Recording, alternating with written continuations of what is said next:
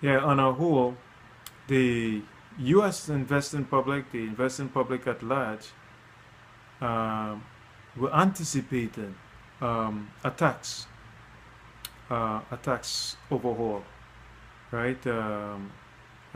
Real good tax proposal to come true. So once it came true, the markets react positively to it, right? So that was very good for today.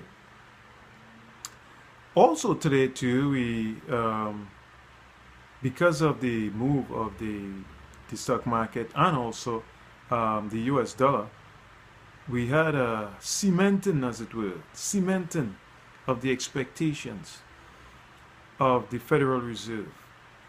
So, as we said before, we expect three um, rate rise or rate hikes this year, and we believe that the third rate hike will come in December, as already um, as we said already. So because of the moves we have in the market, and the market um, is showing some very positive signs, we then will have these rate hikes. And as we said in a number of videos before, these rate hikes are in preparation for 2018, right? 2018, we are expecting a downturn in 2018. So then the Federal Reserve will have to have these weapons available to them in their toolkit for when that unfortunate market situation, which is which seems very inevitable right now, when that does happen, the Federal Reserve will want to be able to cut rates. So therefore, then now they will have to increase these rates in order to have that weapon at that point in time.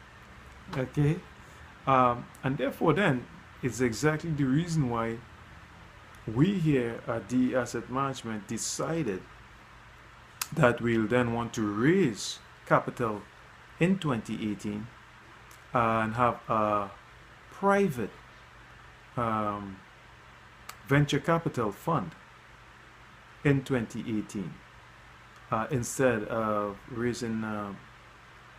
investing in public markets at that point. Okay, so let's look then at what the markets did today. We had the Dow Jones rose 0.25% to 22,340. The S&P 500 rose 0.41% to 2507.04.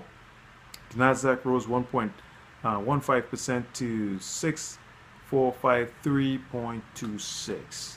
All in all, it was a very good day for investors, right? But as I reiterated before, we believe that it would continue. The markets will continue as it is. When we do get positive information, either from the president or just from the market itself. For example, when we had Apple came out with a new product, right? It was very positive news for the market. So as we continue to have good positive news for the market, we will then see the market react in a positive way. The headwinds, though, that we see going forward, and this is looking at the end of the year altogether, some of the headwinds we see is North Korea. The missile situation with North Korea could create problems for the market. We also see into